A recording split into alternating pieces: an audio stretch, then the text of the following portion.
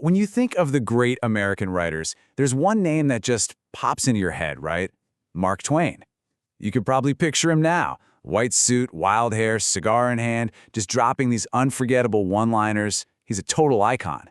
But the truth is, the Mark Twain we think we know might just be the greatest character ever written by the man behind the curtain, Samuel Clemens. Right from the get-go, Samuel Clemens was building his own myth. He literally tied his own life to the cosmos, predicting his birth and his death would be bookended by Halley's Comet. I mean, it's such a grand, almost unbelievable story. And that's exactly the point.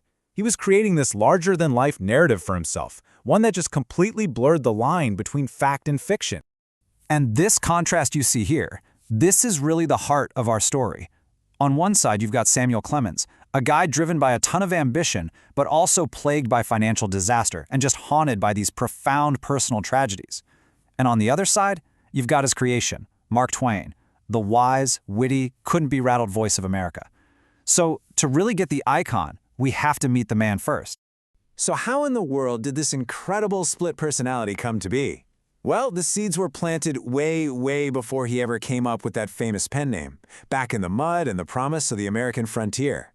Young Sam Clemens grew up in Hannibal, Missouri, and it was a place of just stark contradictions. On the one hand, he saw all the romantic beauty of the Mississippi River, the very thing he'd later make world famous. But at the same time, he was witnessing the horrific brutality of slavery, up close and personal. And at home, things were just as complicated. There was always worry about money and not a whole lot of warmth. This whole crucible of beauty and brutality, of having too little and losing so much, it was going to shape his worldview for the rest of his life. And then boom, at just 11 years old, his childhood just ends. His father dies, and little Sam has to quit school to become a printer's apprentice. They called him a printer's devil. So his formal education? Over. But this print shop, well, this became his real university. It's where he absolutely fell in love with language and saw firsthand how powerful words could be, how they could actually shape the world. From that print shop, Clemens was drawn right back to his first love, the river. And it was out there, on the mighty Mississippi, that he would start to piece together the identity that was going to make him immortal. Now his path was anything but a straight line. First, he actually achieved his childhood dream of becoming a steamboat pilot, learning to read the river's tricky currents like a book. But then the Civil War shut down river traffic, so he had this hilariously short and completely failed stint as a Confederate soldier. After that, he heads west to strike it rich as a silver miner, and, you guessed it, failed spectacularly at that too. But here's the thing, all of these failures gave him the exact raw material he needed when he finally found his calling as a journalist out in Nevada. And it was right there, in 1863, that he picked up that famous pen name. So where did Mark Twain come from?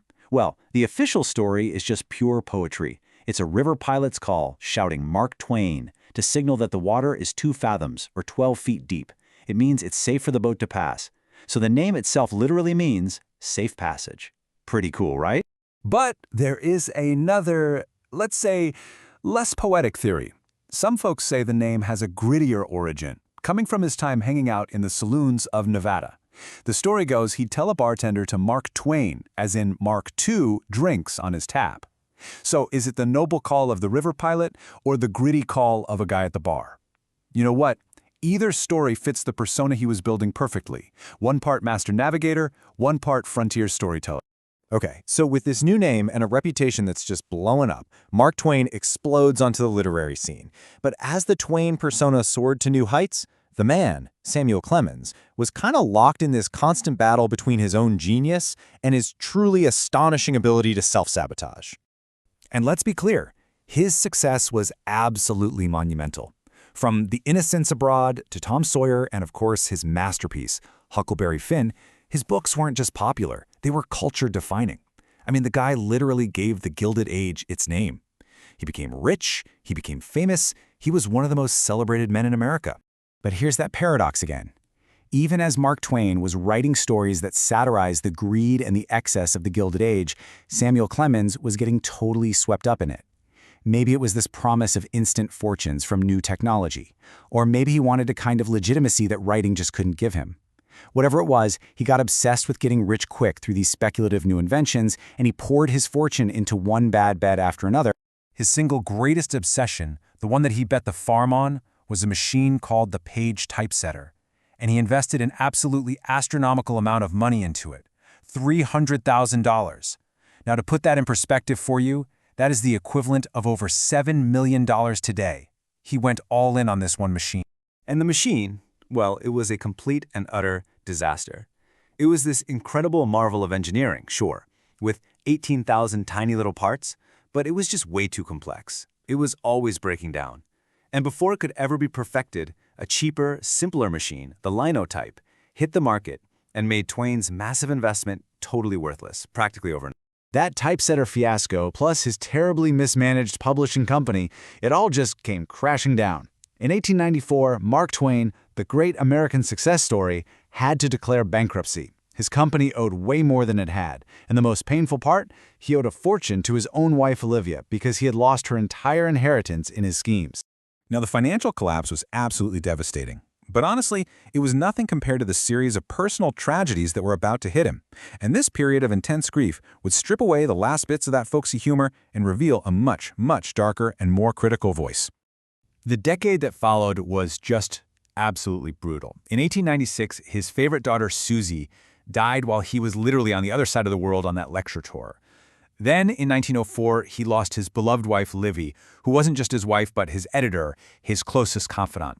And then, in 1909, his daughter Jean died suddenly, on Christmas Eve.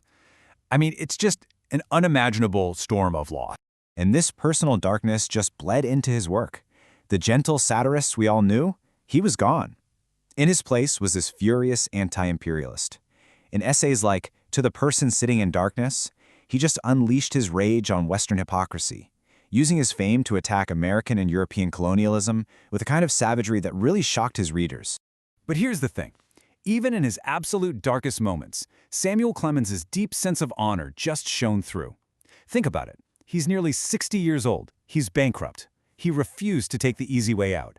He embarked on this grueling, year-long lecture tour all around the globe, performing night after night, until he had earned back enough money to pay every single one of his creditors back, to the very last penny. In his final years, Mark Twain achieved a level of fame that, few people have ever known.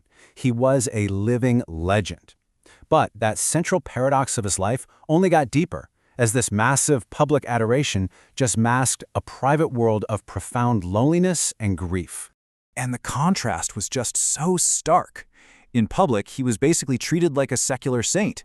He received an honorary doctorate from Oxford University in 1907, an honor he called his loftiest distinction. But in private, it was a completely different story. The old man was deeply, profoundly lonely. To cope, he formed this club of young girls, between 10 and 12 years old, and he called them his angelfish. He was like their surrogate grandfather, a kind of desperate attempt to fill the enormous void left by his daughters and his wife. And then, the end. On April 21, 1910, just as Halley's Comet once again blazed across the night sky, Samuel Clemens died. He actually fulfilled his own prophecy. It was like the master storyteller had written his own perfect final chapter. You couldn't make it up. Which really leaves us with this one big, lingering question.